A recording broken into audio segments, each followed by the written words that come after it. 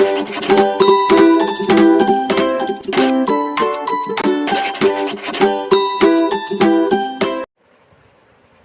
বন্ধুরা, বিদ্যাসাগর এডুকেশন ক্লাসের তরফ থেকে তোমাদের সকলকে শুভেচ্ছা। আমরা বিভিন্ন ক্লাস যেমন শুরু করেছিলাম, অনেকগুলো ক্লাস করেওছি। আজকে তোমাদের এমন একটা অংশ পড়াবো যেটা আমাদের খুব প্রয়োজনীয়, যেটা হচ্ছে গ্রামারের ক্লজ চ্যাপ্টারটা। দেখো, ক্লজ এই অংশটা আমরা পড়বো আজকে, এবং এই ক্লজ চ্যাপ্টারটা আমাদের প্রত্যেকটা মুহূর্তে সমস্ত শ্রেণীর ক্লাসের এটা দরকার। আমরা যখন জয়েনিং করতে যাব, আমরা যখন সেন্টেন্সে ভাগ করতে যাব, তখন আমরা ক্লজ আমাদের দরকার। এখন জানবো এই ক্লজটা কি জিনিস। ক্লজ হচ্ছে একটা বাক্যের অংশ, একটা বাক্য, তাতে ফুল বাক্য হতে পারে, আবার দুটো সেন্টেন্সে সিম্পল সেন্টেন্সের অংশ হতে পারে, আবার দুটো বা তিনটে বাক্যের মিলিত অংশটাকেও হতে পারে ক্লজ। তাহলে ক্লজটা আমরা দেখতে পাচ্ছি কতগুলো, একটা ফুল সেন্টেন্স। এবার একটা ফুল সেন্টেন্স হতে গেলে, যেমন যদি বলি রাম ইজ এ বয়, এটা একটা full sentence. Ram is a boy, রামও একটা বালক। এর মধ্যে তো সাবজেক্টও আছে, আবার ভার্বও আছে,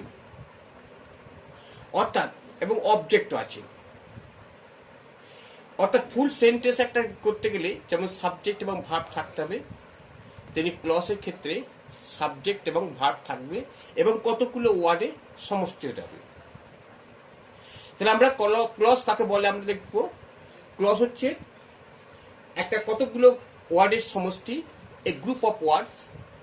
clause is a group of words that contains verb and subject. Clause is a group of word that contains থাকবে সাবজেক্ট অ্যান্ড ভার্ব। ঠিক আছে, অর্থাৎ এর মধ্যে সাবজেক্ট এবং ভার্ব থাকতে হবে। এবার দেখো, এটা এই ক্লজটা বললাম, এটা একটা সিম্পল সেন্টেন্স। এটা একটা সিম্পল সেন্টেন্স, এর মধ্যে সাবজেক্ট এবং ভার্ব আছে। আবার যদি বলি একটা অংশ হতে পারে, একটা সেন্টেন্সের একটা অংশ হতে পারে, আবার একটা ফুল সেন্টেন্সও কমপ্লিট সেন্টেন্সও হতে পারে। যেমন দেখো, যদি বলি he was reading a newspaper, সে একটা খবরের কাগজ পড়ছে। দেখো, এখানে সাবজেক্ট আছে, ভার্ব আছে, আর একটা ফুল সেন্টেন্স। তাহলে এটা একটা ক্লজ। এইবার দেখো, এই ক্লজের সঙ্গে যখনই আমরা ক্লজ করতে যাব, তখন ক্লজের সঙ্গে আরেকটা জিনিস আমাদের পড়তে হবে, যেটা হচ্ছে ফ্রেজ। যেটাতে আমরা ফ্রেজ করব। এখন ফ্রেজটা কি জিনিস, ক্লজ আর ফ্রেজের মধ্যে কি তফাৎ আছে, এটা আমাদের একটু জেনে নিতে হবে। দেখো, ফ্রেজ হচ্ছে কি, এখানেও কিন্তু কতগুলো ওয়ার্ডের সমষ্টি। হ্যাঁ, যেমন দেখো, এখানে যেমন বললাম কতগুলো ওয়ার্ডের সমষ্টি। এখানে কিছু phrase. Phrase is a small group of word, small group of word. কিন্তু এখানে একটা তফাৎ হচ্ছে কি, এখানে যেমন দেখো সাবজেক্ট এবং ভার্ব আছে, কিন্তু তোমার ক্লজে কিন্তু সেই সাবজেক্ট আর ফ্রেজ, ক্লজে যেমন সাবজেক্ট এবং ভার্ব আছে, ফ্রেজে তেমনি সাবজেক্ট আর ভার্ব থাকবে না, কতগুলো ওয়ার্ডের সমষ্টি হবে। যেমন দেখো, তোমার যদি বলি মনে করো একটা লেখা আছে বেস্ট ফ্রেন্ড, বেস্ট ফ্রেন্ড। এখানে দেখো, এখানে একটা ওয়ার্ড দুটো ওয়ার্ডের সমষ্টি, কিন্তু এটা ক্লজ নয়। এর নিজস্ব সেন্টেন্স অর্থ সম্পূর্ণ করতে পারে না। এই সম্পূর্ণতার জন্য আরো কিছু ওয়ার্ড দরকার হয়। যদি এখানে যদি বলি he is a best friend, তখন সেন্টেন্সটা কিন্তু সম্পূর্ণ হচ্ছে। কিন্তু যদি আমরা হি ইজটা যদি কেটে দিই, তাহলে এটা কিন্তু হয়ে যাবে ফ্রেজ হয়ে যাবে। তাহলে ফ্রেজ কাকে বলে? ফ্রেজ হচ্ছে কতগুলো গ্রুপ অফ ওয়ার্ডের সমষ্টি, যার মধ্যে সাবজেক্ট থাকবে না, ভার্বও থাকবে না। কিন্তু ক্লজের মধ্যে কতগুলো ওয়ার্ডের সমষ্টি, যার মধ্যে সাবজেক্ট এবং ভার্ব থাকবে, এবং সম্পূর্ণ সেন্টেন্স মানে পরিপূর্ণ একটা সেন্টেন্স প্রকাশ করবে। আর এটাতে পরিপূর্ণ সেন্টেন্স প্রকাশ করবে না। এইটা হচ্ছে ফ্রেজ। তাহলে ক্লজ, যেমন আমরা এরকম যদি বলি in the morning, in the morning, এটা কি? এই নিজস্ব অর্থ কোনো প্রকাশ করতে পারছে না, কিন্তু কতগুলো ওয়ার্ড, একটা দুটো তিনটে ওয়ার্ডের সমষ্টি। কিন্তু একে প্রকাশ করতে গেলে আমাকে আরো কিছু ওয়ার্ড আমাকে যোগ করতে হবে, বুঝলি তো? হি ওয়াক্স, আমরা বলছি হি ওয়াক্স ইন দ্য মর্নিং, ঠিক আছে? এই ওয়ার্ডটা তখন এটা ক্লজ হয়ে যাবে। আর যদি মাত্র শুধুমাত্র যদি ইন দ্য মর্নিং থাকে, তখন কিন্তু সেটা ফ্রেজ হয়ে গেল। In the morning, in the evening, ঠিক আছে? At the 11th hour, at the 11th hour. At the 11th hour মানে কি জানো তো? 11 ঘন্টা নয়, এটা হচ্ছে 11th আওয়ার মানে হচ্ছে শেষ মুহূর্তে। 11th hour, at the point, at the point. অর্থাৎ এইগুলো সব হচ্ছে ফ্রেজ। এর নিজস্ব কোনো অর্থ নেই, এখানে সাবজেক্টও থাকবে না, ভার্বও থাকবে না, কিন্তু কতগুলো গ্রুপ অফ ওয়ার্ডের সমষ্টি। আর ক্লজের ক্ষেত্রে দেখো, এখানেও কতগুলো গ্রুপ অফ ওয়ার্ডের সমষ্টি, এই নিজস্ব অর্থটা সম্পূর্ণ আজ প্রকাশ করেছে, তাই তো? তাহলে এইটা হচ্ছে ক্লজ, আর এগুলো হচ্ছে সমস্ত ফ্রেজ। তাহলে আমরা ক্লজ আর ফ্রেজের মধ্যে তফাৎটা আমরা বুঝতে পারলাম, ঠিক আছে? এইবার দেখো, ফ্রেজ আবার আমার অনেক অনেক ভাগ আছে। ফ্রেজ যেমন ইন দ্য ক্লাসরুম আছে, ইন, যেমন ইন দ্য ক্লাসরুম, ঠিক আছে? তাহলে আমরা ফ্রেজ জিনিসটা কি বললাম? এখানে ফ্রেজের নিজস্ব কোনো অর্থ নেই, কতগুলো গ্রুপ অফ ওয়ার্ড, কিন্তু এগুলো সেন্টেন্সের মধ্যে বসবে। এই নিজস্ব সেন্টেন্সটাকে সম্পূর্ণ পরিপূর্ণ করতে গেলে ফ্রেজ দরকার হয়। আর এই ফ্রেজটাকে কমপ্লিট করতে গেলে আমাদের কিছু ওয়ার্ড যোগ করে সেটাকে ক্লজ আকারে আনতে হবে, ঠিক আছে? তাহলে আমরা ক্লজটা কি বললাম বুঝতে পারলাম, হ্যাঁ? এইবার আমরা এই যে ক্লজ হচ্ছে আমরা কয় প্রকার জানবো। যেমন দেখো, ক্লজ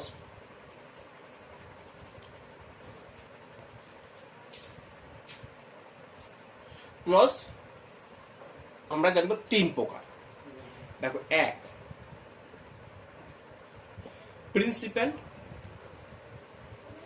প্রিন্সিপাল ক্লজ, অথবা একে আরেকটা নাম হচ্ছে ইন্ডিপেন্ডেন্ট ক্লজ।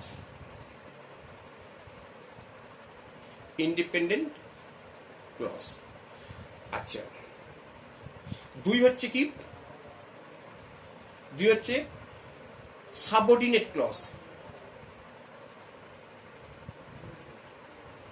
সাবঅর্ডিনেট বা ডিপেন্ডেন্ট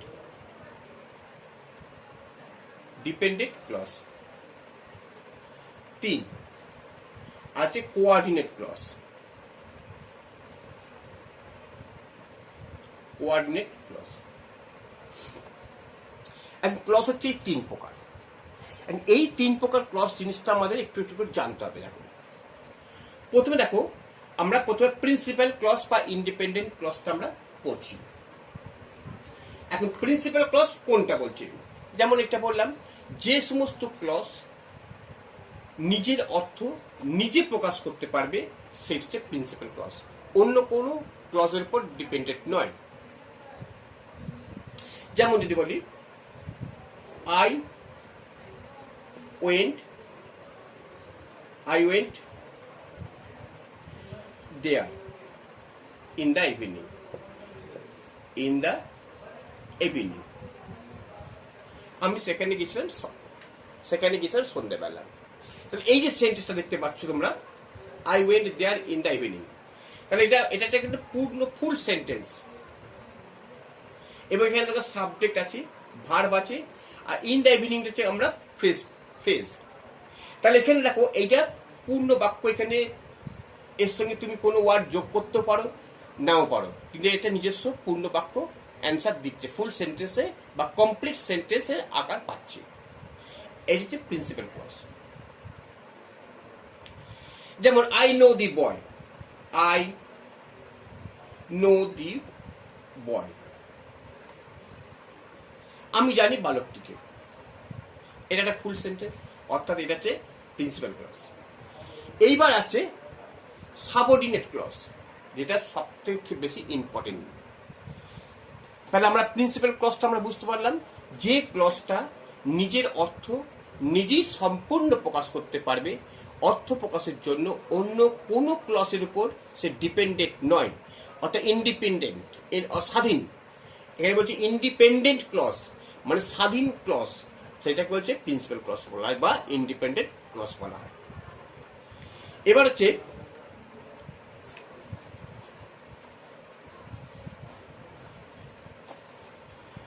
এবার আমরা পড়াবো সাবঅর্ডিনেট ক্লজ।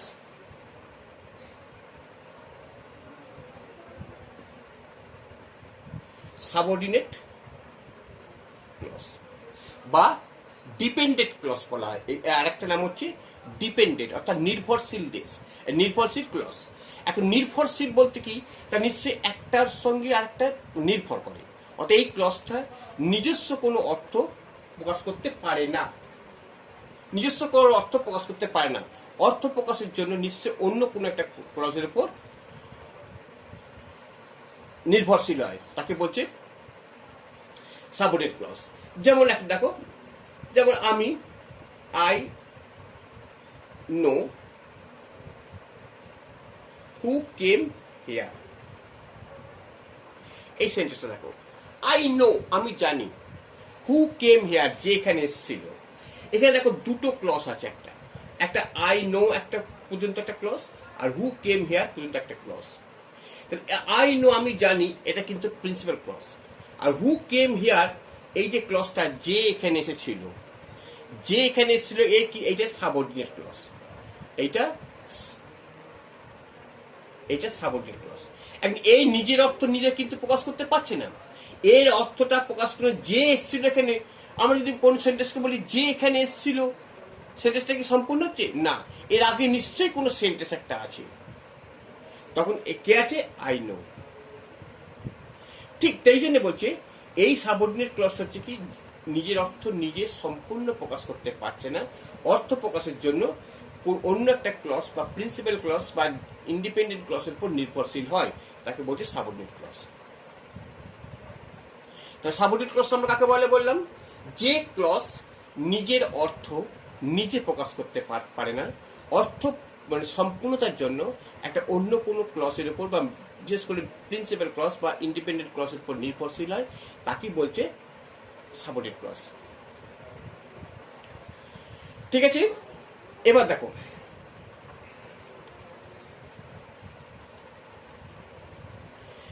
সাবঅর্ডিনেট ক্লজ 3 প্রকার, জানো তো? একটা দেখো নাউন ক্লজ, 2 হচ্ছে অ্যাডজেক্টিভ ক্লজ,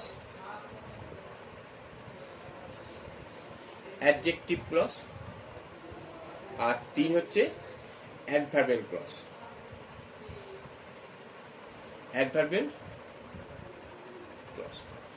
তা সাবঅর্ডিনেট ক্লজ আমরা দেখলাম 3 প্রকার। কি দেখলাম? একটা হচ্ছে নাউন ক্লজ, একটা অ্যাডজেক্টিভ ক্লজ, একটা adverbial clause.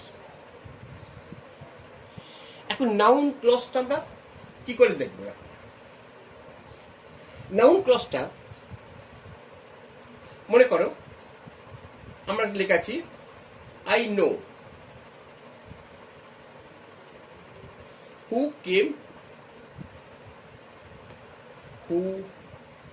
Came here yesterday.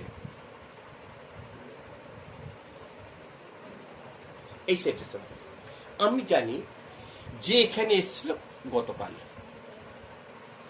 এই যে সেন্টেন্সটার মধ্যে আই নোটা এটা প্রিন্সিপাল ক্লজ পাচ্ছি আমরা। তাহলে এবার এই যে সাবঅর্ডিনেট ক্লজ, এখন সাবঅর্ডিনেট কোন ক্লজটা বুঝবো, কোন ক্লজটা নাউন ক্লজ হবে না অ্যাডজেক্টিভ ক্লজ হবে না অ্যাডভার্ব ক্লজ হবে। এখন দেখো সাবঅর্ডিনেট ক্লজটা ঠিক আগে কি সেন্টেন্স ওয়ার্ডটা আছে দেখবো। সাবঅর্ডিনেট ক্লজটা শুরু যেখানে হয়েছে সেই ক্লজটার ওয়ার্ডটার আগে কি ওয়ার্ড আছে, এখানে নো আছে। নোটা তো ভার্ব, নোটা ভার্ব। তাহলে আমরা দেখতে পাচ্ছি এবার এই ভার্বটা কি ভার্ব, এটা একটা মনে রাখবে।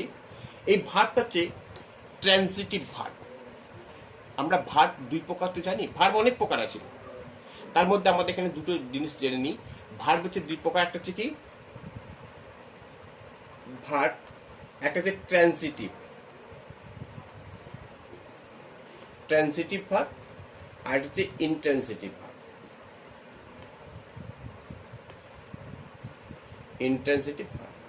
এখন ট্রানজিটিভ ভার্ব আর ইনট্রানজিটিভ ভার্ব কাকে বলে অনেকেই তোমরা জানো, তো বলে দিচ্ছি। ভার্বকে যদি কি বা কাকে দিয়ে প্রশ্ন করলে, ভার্বকে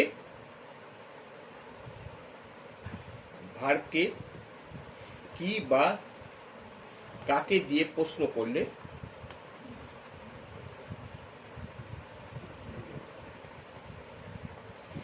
যে উত্তর পাবে তাহা, যদি ভার্ব কি বা কাকে দিয়ে প্রশ্ন করলে যদি উত্তর পাও, যদি উত্তর পাও তবে সেই ভাবটি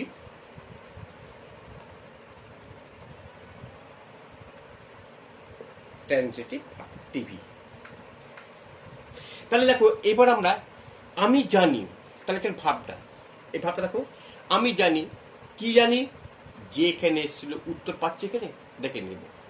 আমি জানি কি জানি যে এসেছিল এখানে গতকাল, তাহলে উত্তরটা পাচ্ছি আমরা তো, তাহলে এই যে ট্রানজিটিভ ভার্ব।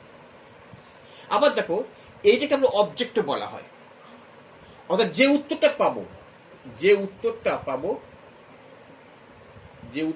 পাবো তাহা অবজেক্ট, কারণ এইটা হচ্ছে অবজেক্ট।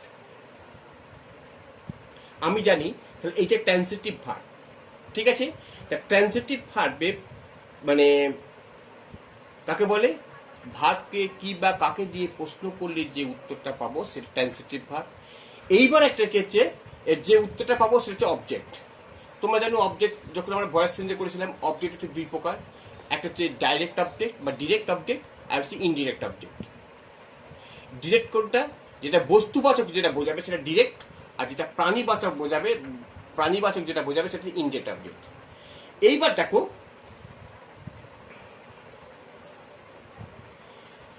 তাহলে এটা হচ্ছে ট্রানজিটিভ, এটা টিভি মানে ট্রানজিটিভ ভার্ব।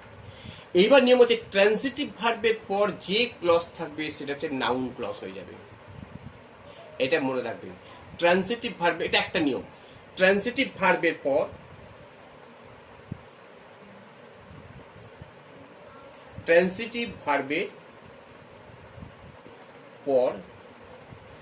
যে ক্লজ থাকবে তাহা নাউন ক্লজ, ঠিক আছে।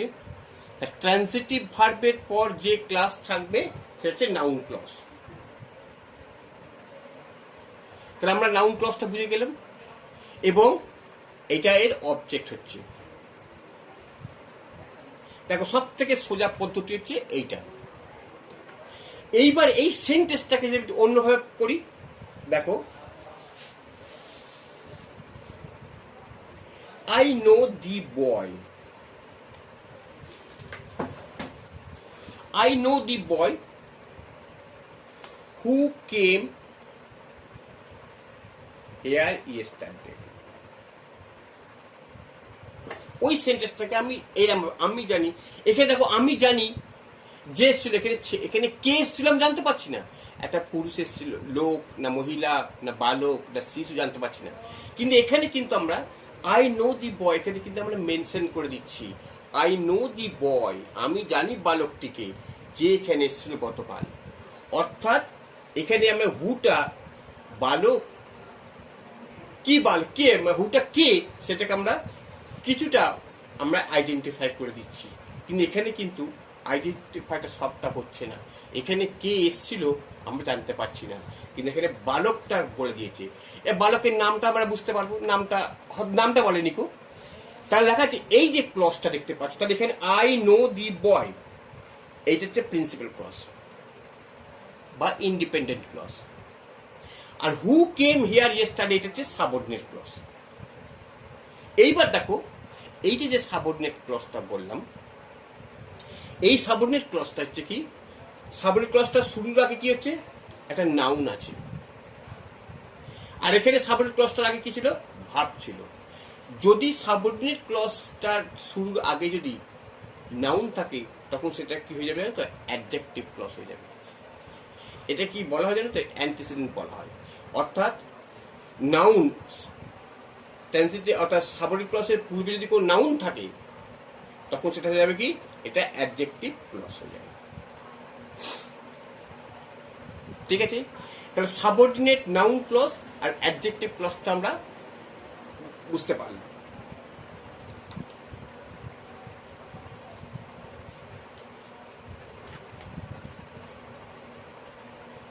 এখন দেখো এরকম ভাবে আর কিছু উদাহরণ দিলে তোমরা বুঝতে পারবে। দেখো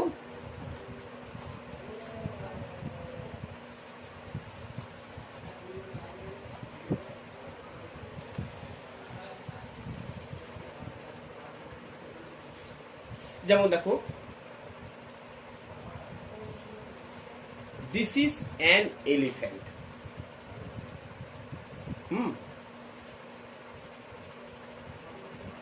বা দিস এলিফ্যান্ট is animal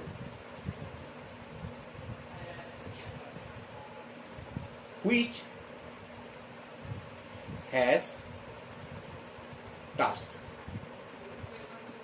দেখো এই হাতিটার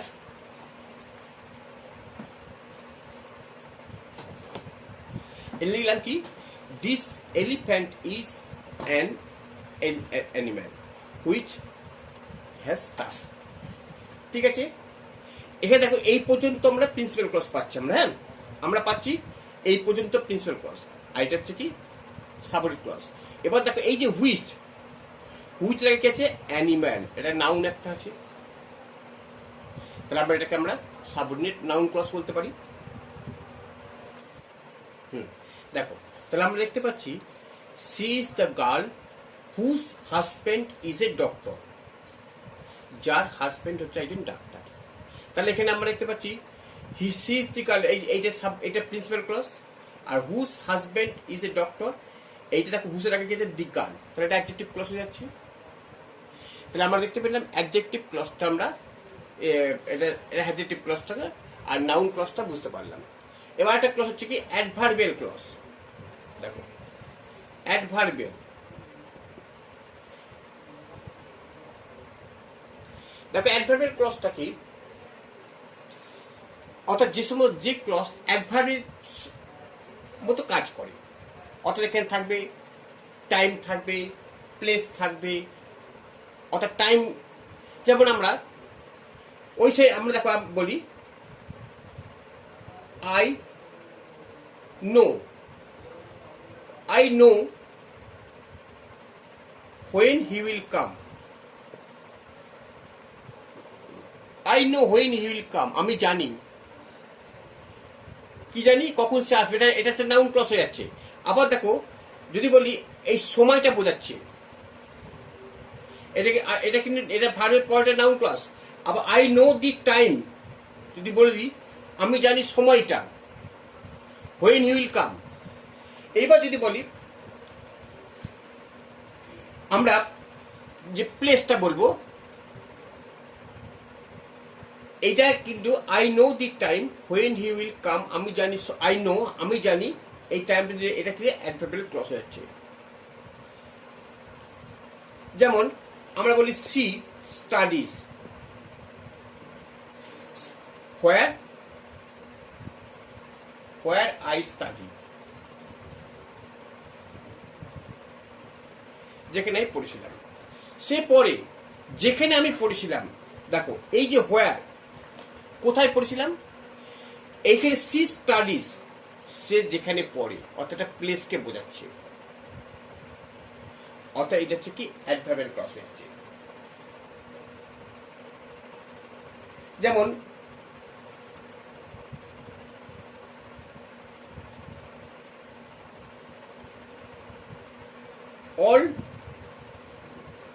all stood when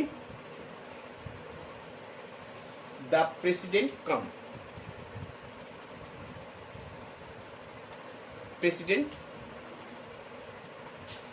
came. সবাই দাঁড়িয়ে পড়লো। when the president came,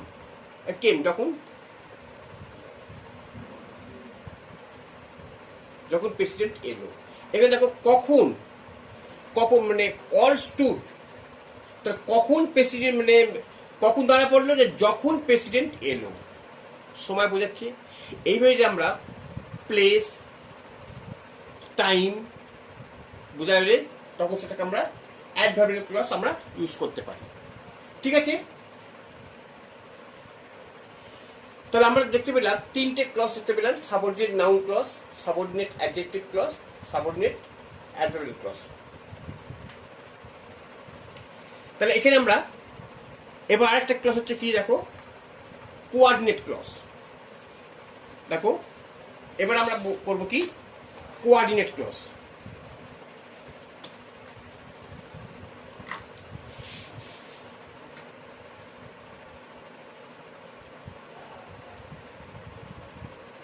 coordinate clause এইটা কি, কোঅর্ডিনেট মানে কি সংযুক্তিকরণ, অর্থাৎ একটা বা দুটো ক্লজ বা তিনটে ক্লজকে সংযুক্তিকরণ বা যোগ করাটাকে কোঅর্ডিনেট ক্লজ বলা হয়। ঠিক আছে, এই ক্লজটা কি হবে, এখানে আমরা বিভিন্ন রকমের সংযুক্ত করব। কখনো কখনো দেখবে and, the, and, but, or, এই সমস্ত দিয়ে আমরা সংযুক্তিকরণ করব। হ্যাঁ, আমরা এগুলো দিয়ে করতে পারি অ্যান্ড, বাট, অর, ফর, ইয়ে, এইগুলো দিয়ে আমরা সংযুক্ত করতে পারি। তাহলে আমরা এগুলো যেমন দেখো কিভাবে করছি, দেখো যেমন যদি বলে this mango is sweet, this mango is attractive, but it tastes very bad. দেখো এখানে দেখো দিস ম্যাঙ্গো, এই একটা দেখো ক্লজ আছে, দিস ম্যাঙ্গো ইজ অ্যাট্রাকটিভ, আমটি খুব অ্যাট্রাকটিভ, আকর্ষণীয়। বাট এই যে এইটা, but it taste is very bad, এই একটা ক্লজ। এই দুটো ক্লজকে যুক্ত করছে কি বাট, এই কোঅর্ডিনেট দ্বারা। তাহলে এটাকে অর্থাৎ প্রত্যেক কিন্তু এটা principal clause. It taste is very bad, এটা একটা principal clause. This mango is attractive, এটা প্রিন্সিপাল ক্লজ। এই দুটো প্রিন্সিপাল ক্লজকে যুক্ত করছে এই বাট, এই কোঅর্ডিনেট দ্বারা। তাহলে এটা হচ্ছে কি কোঅর্ডিনেট ক্লজ। ঠিক আছে, যেমন দেখো যদি বলি he is poor, but he is honest.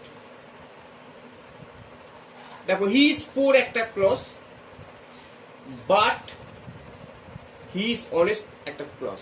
এই দুটো ক্লজকে যুক্ত করছে বাট দিয়ে। তাহলে এটাকে সে গরিব, সে সৎ, কিন্তু সে সৎ, তাহলে এই কোঅর্ডিনেটটা দ্বারা যুক্ত। এখানে কিন্তু বাট ছাড়া যদি অন্য অর দিলে হবে না। সে গরিব অথবা সৎ হয় না, সে গরিব এবং সৎ দিলে কেমন হচ্ছে, কারণ গরিবটা সাধারণত একটুখানি মানে হয়তো পয়সার অভাবের জন্য, অর্থের অভাবের জন্য সে হয়তো কিছু খারাপ কাজ করতে পারে বা কিছু লোভী হতে পারে। তখন কি বলছে, তখন অ্যান্ড দিলে, যদি আমরা এখানে অ্যান্ড দিই, সে গরিব এবং সে সৎ, হ্যাঁ পড়া যাবে, কিন্তু বাটটা দিলে এর বিপরীত শব্দটা এটা, পরের সঙ্গে অনেস্টের একটা বিপরীত শব্দ আসছে, সে গরিব। যেমন দেখো, neither, neither he not I am going to your house, যদি এটা করি দেখো, নাইদার হি নর আই, এই যে নাইদার হি মানে কেউ, আমি, সে বা আমি তোমার বাড়িতে যাচ্ছি না।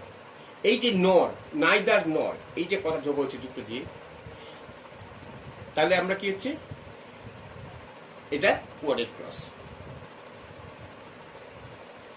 যেমন you must work hard, or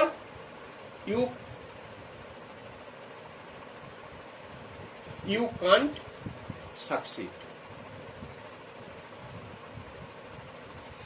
তুমি অবশ্যই কঠিন পরিশ্রম করো অথবা তুমি সাকসেস হতে পারবে না। এই যে ইউ মাস্ট ওয়ার্ক হার্ড, এটা প্রিন্সিপাল ক্লজ, এবার অর ইউ কান্ট সাকসিড, এটা প্রিন্সিপাল ক্লজ, দুটো ক্লজকে যুক্ত করছে এই অর দিয়ে। তাহলে আমরা দেখতে পেলাম কোঅর্ডিনেট ক্লজ হচ্ছে কি, যখন দুটো বা তিনটে সেন্টেন্সকে যখন যুক্ত করবে যে সমস্ত কোঅর্ডিনেট দ্বারা, তাকে বলছে কোঅর্ডিনেট ক্লজ। তাহলে আমরা ক্লজ সম্বন্ধে মোটামুটি একটা প্রাথমিক ধারণা তোমরা পেলে।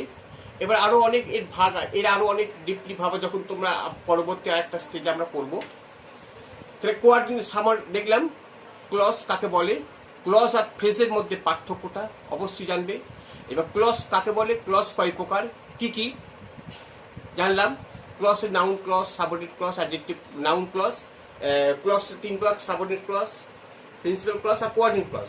এবার সাবঅর্ডিনেট ক্লজটা আমরা তিন প্রকার জানলাম, noun clause, adjective clause, adverb clause আর কোঅর্ডিনেট ক্লজ। আমার এই তিনটে মোটামুটি একটা তিনটা ক্লজ সম্বন্ধে তোমরা ধারণা দিলাম। তোমরা একটা ভালো করে প্র্যাকটিস করবে, বারবার রিভাইজ করবে, দেখবে তোমাদের ক্লজ সম্বন্ধে অনেকটা যে ভীতি সেটা তোমাদের কেটে যাবে।